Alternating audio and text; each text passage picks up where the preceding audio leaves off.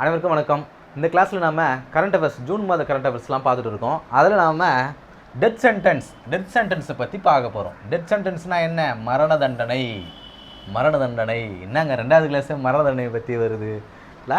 Death சென்டென்ஸை ஏன் இப்போ பார்க்குறோம் கரண்ட் அஃபேர்ஸில் அப்படின்னா, பாகிஸ்தானை சேர்ந்த முகமது ஆரிஃப் அப்படிங்கிறவர் 2002 ரெட் ஃபோர்ட்டில் நடந்த ஒரு தீவிரவாத தாக்குதல் மூலமாக மரண தண்டனை விதிக்கப்பட்டார்.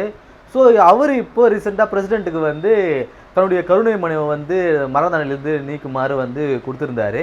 அதை பிரசிடெண்ட் ரிஜெக்ட் பண்ணார். ஸோ அதனால தான் நாம் இது கரண்ட் அஃபேர்ஸில் பார்க்குறோம். ரிஜெக்டட்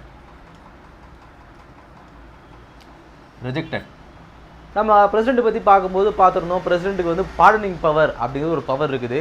ஆர்டிகல் 72 சொல்லுது. பார்டனிங் பவர்னா என்ன? பார்டன், ரிப்ரீவ், ரெஸ்பைட் அப்படிங்கிற ஒரு 5 விதமான பார்டனிங் பவர் இருக்குது. ஸோ அதற்கு நிமித்தமாக இவர் கருணை மனுவை இதில் அட்ரஸ் பண்ணியிருந்தார்.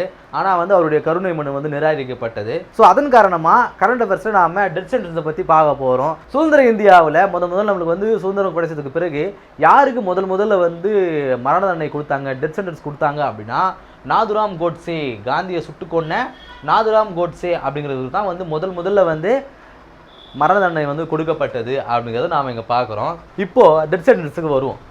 டெத் சென்டென்ஸ் அப்படின்னா மரண தண்டனை. அதுக்கு இன்னொரு பேர் கேபிட்டல் சென்டென்ஸ் அப்படிங்கிறது பேர்.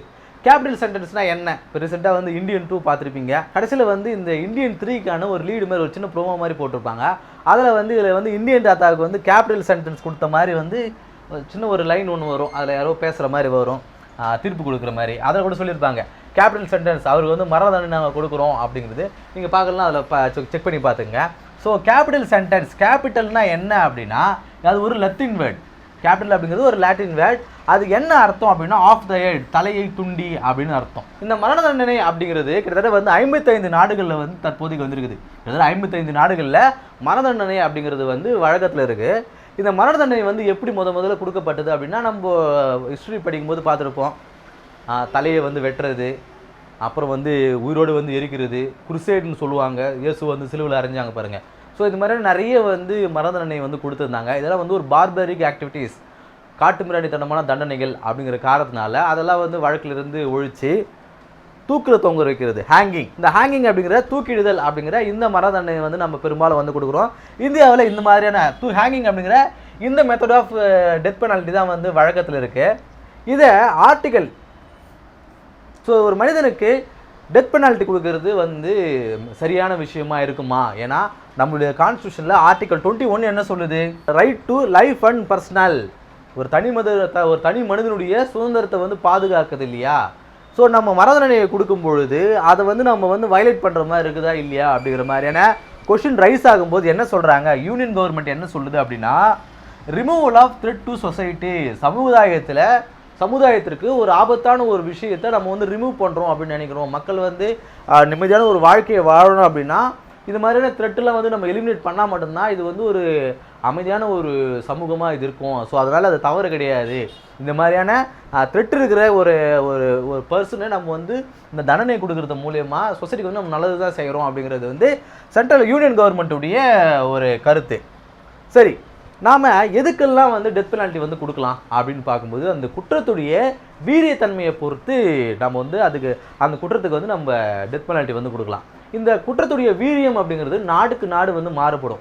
நம்ம ஊரில் ஒரு விஷயத்துக்காக இது ரொம்ப தவறான ஒரு விஷயம் அப்படின்னு நம்ம ஊரில் சொல்லப்படலாம். இது அமெரிக்காவில் அது ஒரு சாதாரண விஷயமா இருக்கலாம். அங்கே தீவிரமாக இருக்கிறது நம்ம ஊரில் ரொம்ப சாதாரண ஒரு விஷயமா இருக்கலாம். ஸோ இந்த தீவிரத்தன்மை அப்படிங்கிறது நாடுகளுக்கு நாடு வேறுபடும் அப்படின்னு சொல்லப்படுது. சரி, இப்போ எதுக்கெல்லாம் மரண தண்டனை கொடுக்கணும் அப்படிங்கிற ஒரு வரையறை இருக்கணும் இல்லையா? இதுக்கு கொடுக்கலாம் அப்படிங்கிற அந்த வரையறை இருக்கும் இல்லையா? அந்த வரையறையை எப்போ ஃபஸ்ட்டு இந்தியா கொண்டு வந்தது? ஒரு நிறைய கேசஸ் நடந்திருக்கும். இந்த கேஸ்லேருந்து இந்த கேஸை மேற்கோள் காட்டி அதன் பிறகு நிறைய கேஸஸுக்கு கொடுத்தாங்க அப்படிங்கிறது அந்த ஒரு மேஜரான ஒரு கேஸ் இருக்கு இல்லையா?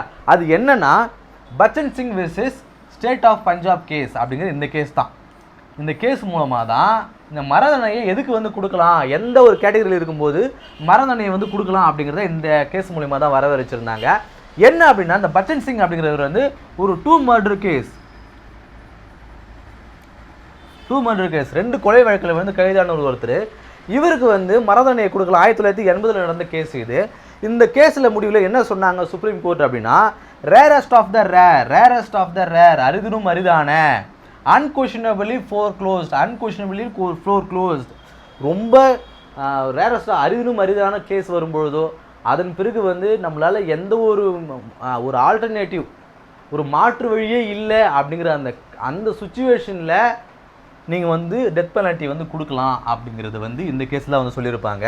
அது ரேரஸ்ட் ஆஃப் த ரேர், அரிதினும் அரிதான, அன்கொஷனபிளி ஃபோர்க்ளோஸ், ஒரு ஆல்டர்னேட்டிவ் வழியே கிடையாது அப்படிங்கிற அந்த சமயத்தில் நீங்கள் டெத் பெனல்ட்டி கொடுக்கலாம் அப்படிங்கிற அந்த விஷயத்தை வந்து இந்த Bachan Singh versus State of Punjab case அப்படிங்கிற 1980 நடந்த இந்த கேஸின் மூலயமா தான் வந்து இதை வரையறுச்சாங்க. இப்போ டெத் பெனல்ட்டி ஒரு கேஸ் வந்து அங்கே போகுது அப்படின்னா இந்த மேற்கோளை காட்டி தான் வந்து அதுக்கு வந்து மரணதண்டனை கொடுக்கலாமா வேணாமா அப்படிங்கிறத இந்த மேற்கோள்களை காட்டி தான் வந்து இன்றைக்கி வரையறுக்கிறாங்க. இப்போ ஒருத்தருக்கு டெத் பெனல்ட்டி வந்து கொடுத்துட்டாங்க.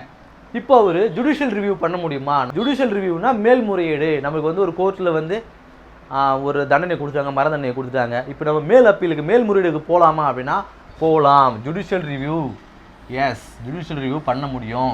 கீழே இருக்கிற ஒரு சபார்டினேட் கோர்ட்டில் இந்த மாதிரி மரண தண்டனை கொடுத்தாங்கன்னா நம்ம ஹைகோர்ட்டுக்கு வந்து அப்ளை பண்ணலாம்.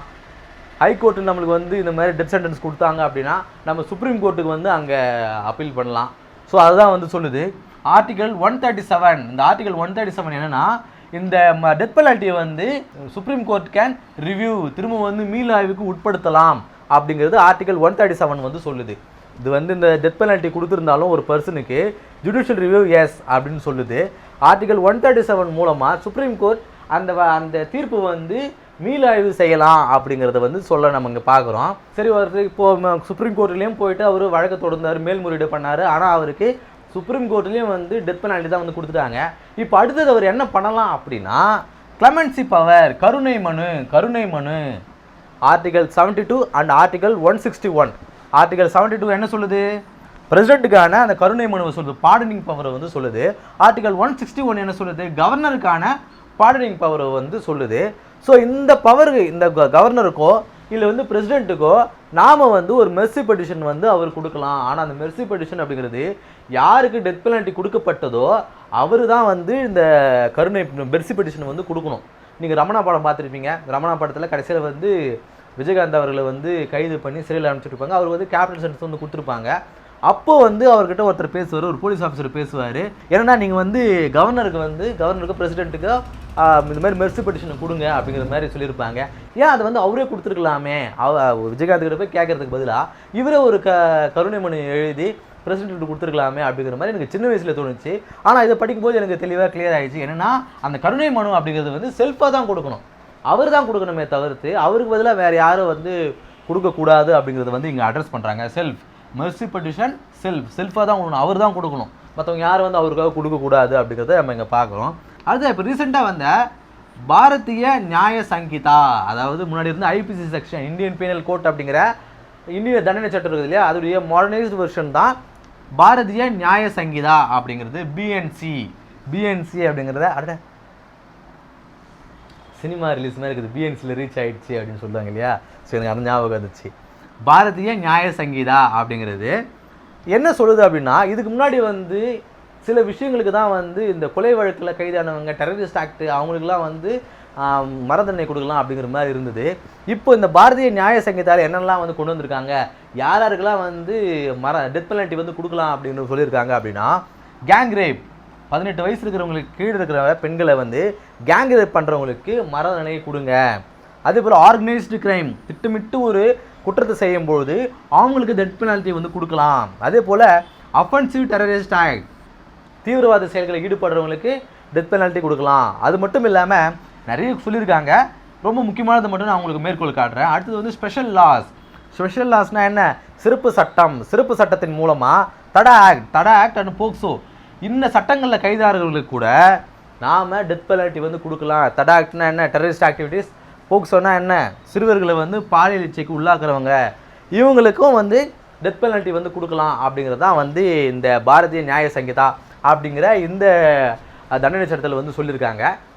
இந்த வீடியோவில் நாம் கரண்ட் அஃபேர்ஸில் டெத் சென்டென்ஸ்னால் என்ன, அது எப்போ இந்தியாவில் முதல்ல வந்து கொண்டு வந்தது, அது எதனால் நாம் இப்போ கரண்ட் அஃபேர்ஸில் பார்க்குறோம் அப்படிங்கிறத பற்றிலாம் நம்ம பார்த்தோம்.